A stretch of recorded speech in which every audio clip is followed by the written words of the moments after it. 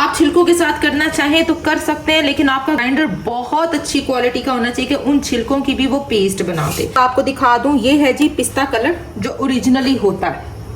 अब जो वीडियोस बन के आ रही हैं वो प्योर ग्रीन कलर के साथ बन रही हैं, और मेरे पास ओरिजिनल पिस्ताशू जो है वो चॉकलेट पड़ी हुई है। जब हम उसके ऊपर आएंगे फिर मैं आपको दिखाऊंगी कि ये परफेक्शन हमने निकालनी कैसे होती है। हमने चीज को सामने रखे उसकी परफेक्शन निकालनी होती है।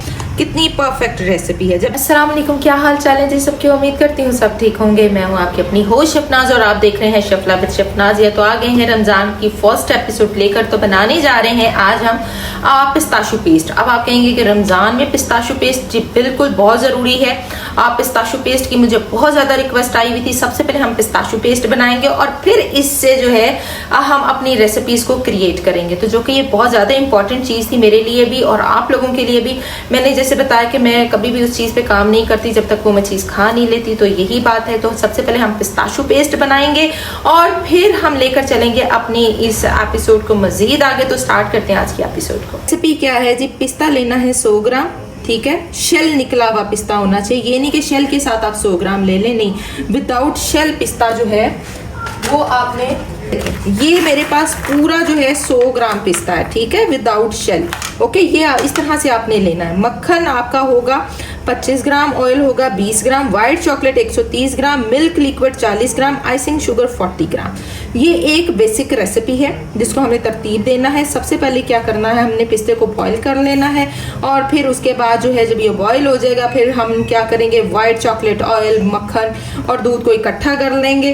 जब ये एक घनाश की फॉर्म में आ जाएगा हम पिस्ते को ग्राइंड करेंगे आइसिंग शुगर डाल के। जब वो ग्राइंड हो जाएगा देन हम ये लिक्विड ऐड करके तो इसकी एक स्मूथ सी पेस्ट बना लेंगे। That's it. ये एक बहुत छोटी सी एपिसोड रिलीज करने जा रही हूँ क्योंकि इसी से ही बेसिक चीजें बननी है। होता क्या है कि जब मैं किसी और चीज के साथ इसको मर्ज कर देती हूँ ना तो फिर ये जो बेसिक रेसिपी है या इसको कह लें कि जो मेन इंग्रेडिएंट है वो छुप जाता है। ऐसे ही कैरमल के साथ होता है, ऐसे बहुत ज़्यादा सॉसेस के साथ होता है। तो मेरी कोशिश है आप सारी सॉसेस की मैं सेपरेट से जो है वो एपिसोड रिलीज करूं ताकि आप लोगों को पता हो कि हाँ ये वाली सॉस को हमने इस तरह से यूटिलाइज करना है। तो स्टार्ट करते हैं आज की एपिसोड को।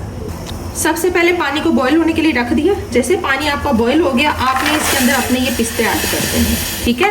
अब इनको आपने थोड़ा सा बॉईल करना है, ठीक है। इसको बॉईल करके इसको थोड़ा नरम करना है अपने जो पिस्ताज है ना इसको। ओके, ये देखिए अभी कोई 5 मिनट तो ये लेगा। कैसे पता चलेगा, मैं एक निकालूंगी और इसका जो ऊपर वाला छिलका है वो रिमूव हो जाएगा। इसको 5 मिनट हो गए बॉईल होते हुए और ये देखें कैसे चेक करना है, ये छिलका उतर आया, ठीक है। और ये थोड़े से सॉफ्ट हो गए हैं, बहुत ज़्यादा सॉफ्ट नहीं करने। अब हम इसको उतार के इसको छान लेंगे। यहाँ पर मैंने white chocolate, milk, oil, butter और आइसिंग शुगर को इकट्ठा कर लिया। अब मैं इसकी एक घनाश बना लूँगी। ये देखें ये मैंने इसको लूक वार्म यानी इसको प्रॉपर घनाश में लेकर जाना है, अच्छे से मेल्ट करना है। ये याद रखिएगा, इसको हमने थोड़ा गर्म रखना है, ठीक है। वो क्यों, क्योंकि फिर ही ये पिस्ते को अच्छे से ग्राइंड कर पाएगा। इसमें जो है वो पिस्ताशू एसेंस का भी इस्तेमाल किया जाता है। चूँकि हम होममेड बना रहे हैं तो मेरे पास इस टाइम अवेलेबल नहीं है और मैं उसकी टेंशन भी नहीं ले रही। जब मार्केट में कोई चीज़ तैयार होती है तो उसमें प्रॉपर उसके लिए हर चीज़ इसमें ऐड की जाती है जो इसके फ्लेवर को इन्हांस भी करती है, जो इसकी शेल्फ लाइफ को भी बढ़ाती है। थोड़ी सी मेल्ट होनी बाकी है, अभी ये गर्म है और इसी में मैं इसको पड़ा रहने दूंगी और मेरी चॉकलेट मेल्ट हो जाएगी। इसको करते हैं साइड पर। आ जाते हैं पिस्तों की तरफ।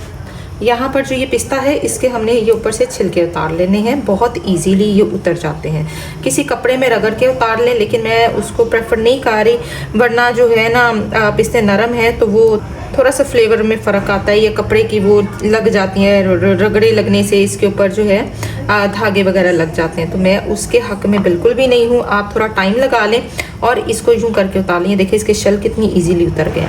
अब इसकी स्मूथ पेस्ट बनाने के लिए जाहिर है इसके शेल्स को उतारना पड़ेगा।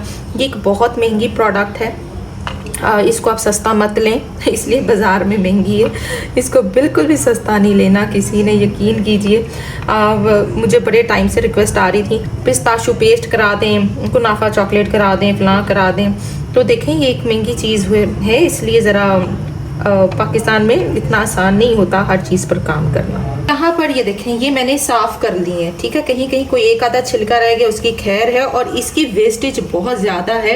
आप छिलकों के साथ करना चाहें तो कर सकते हैं, लेकिन आपका ग्राइंडर बहुत अच्छी क्वालिटी का होना चाहिए कि उन छिलकों की भी वो पेस्ट बना दे, ठीक है। फिर उसमें चंक ना कोई आए, ऐसे आपको फील ना हो कि कुछ छिलका छिलका सा मुंह में आ रहा है, ठीक है।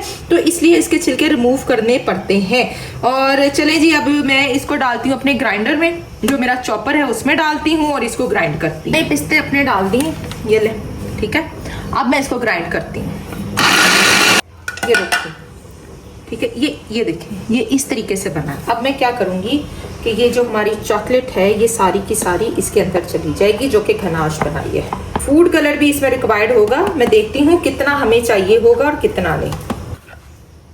लीजिए, ये देखिए, ये पेस्ट है, ठीक है। लेकिन इसमें फूड कलर हमें डालना होगा, फिर जाके ही वो एक स्पेसिफिक जो ग्रीनिश कलर है वो हमें इसके अंदर से मिलेगा। ये देखिए, अभी भी इसको ज़रूरत है ग्राइंड होने की। इसमें सिर्फ 1 ड्रॉप भी बहुत ज़्यादा है, तो मैं क्या करूँगी, हल्का से, ये देखें, इतना सा मैंने इसके अंदर ऐड किया, हल्का सा, ठीक है। और इसे ग्राइंड करते हैं, देखते हैं कितना कलर आता है। मैं अब आपको दिखा दूँ, ये है जी पिस्ता कलर जो ओरिजिनली होता है।